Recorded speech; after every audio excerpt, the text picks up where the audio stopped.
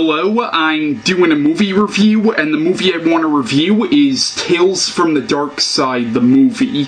Now, Tales from the Darkside, the movie is a spin-off of the TV series Tales from the Darkside, but this is also technically the third film in the Creepshow series. Now, because the TV series Tales from the Darkside was created by George A. Romero and Richard P. Rubinstein, and they originally intended that to be a Creepshow spin-off series, but Warner Brothers, I think, owned the rights to the name Creepshow, so they didn't give them permission to use the name Creepshow, so instead they called the show Tales from the Darkside. But Tales from the Darkside is pretty much a spin-off of Creepshow, so so this movie is technically Creepshow 3, and people like Tom Savini actually call this the real Creepshow 3, and now there was actually a movie called Creepshow 3 which came out in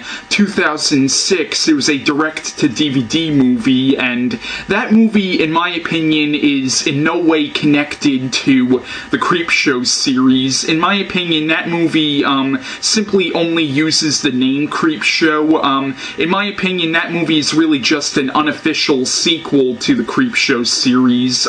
In my opinion, this is the real Creepshow 3. Now, this actually has a lot of really big names in it, like Deborah Harry, who is the lead singer of Blondie. She's in this movie. A very young Steve Buscemi is in this movie. Julianne Moore is in this movie. So is Christian Slater and William Hickey. This movie has a lot of really big names in it, but basically the film is 3 stories in one, and then there's a wraparound story. Now, the wraparound story is about a witch who, or at least I think she's supposed to be a witch, but basically it's about this modern-day witch named, who's played by Deborah Harry, who has kidnapped this little boy named Timmy, and she now plans to cook and eat him, and I think it's supposed to be kind of a play on the whole Hansel and Gretel story, where the witch was trying to put the kids in the oven.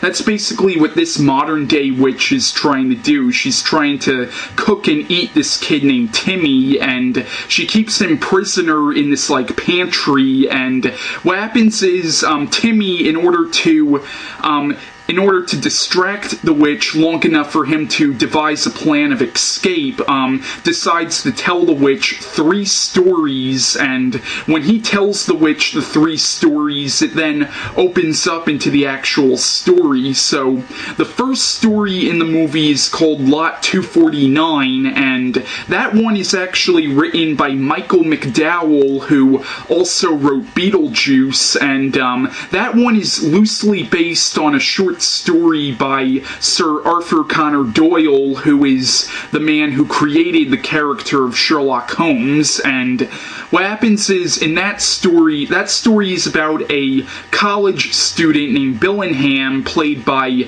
Steve Buscemi, who, what happens is this other group of college students did something really bad to Billingham, and in the story, Billingham gets this crate called Lot 249, and when he opens it up, it's a mummy, and he finds this scroll, and he reads from the scroll, and he brings the mummy to life, and basically the basic plot line of the story is he now sends this mummy to kill the college students who have wronged him, and it's a really good story, and Christian Slater is also in the story, and so is Julianne Moore, but yeah, the first story in the movie, Lot 249, is a really cool story. The second story in the movie is called The Cat from Hell, and The Cat from Hell is actually written by George A. Romero, and that one is based on a short story by Stephen King, which the short story The Cat from Hell was written back in the 80s, I think, but recently the short story was published in Stephen King's 2008 collection, just after sunset, so I have read the short story which was made into that segment of this movie, and basically The Cat from Hell is about a hitman who is hired by this old man played by William Hickey, who, what happens is the old man actually wants the hitman to kill a cat, and of course the hitman thinks this is ridiculous, but he decides to play along because of how much money he's going to be paid. But what happens is the old man basically tells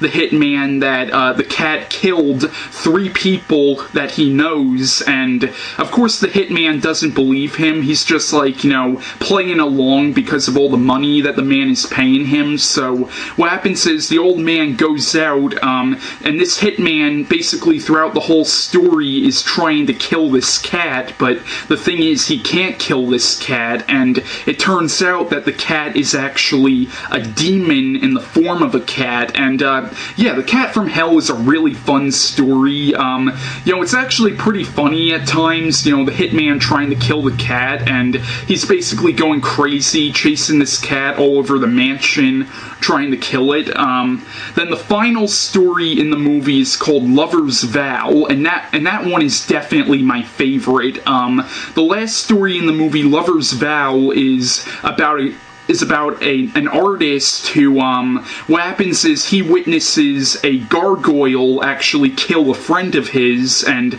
then the gargoyle threatens to kill him unless he promises never to tell of what he saw, and he promises that, and later he meets this girl, and basically the story is actually more of a love story, you know, and it's actually a really, really well done love story as well, but I don't want to give away the ending, but it does have a very tragic ending. It's pretty much a tragic love story, you know, and it has probably one of the most heartbreaking endings I've ever seen in a movie, even especially in a horror film, but let's just say the ending does have something to do with this gargoyle. But yeah, Tales from the Darkside, the movie, is definitely a really good anthology film. Even if you don't consider this to be part of the Creepshow series, it's still definitely a great film if you like anthology films. So yeah, that's my review on Tales from the Darkside, the movie. And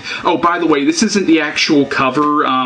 This is actually the DVD insert that I just put in the case, because honestly I think this poster looks a lot cooler than the original cover, the actual cover for the movie. But yeah, Tales from the Darkside, the movie, I definitely recommend, and bye.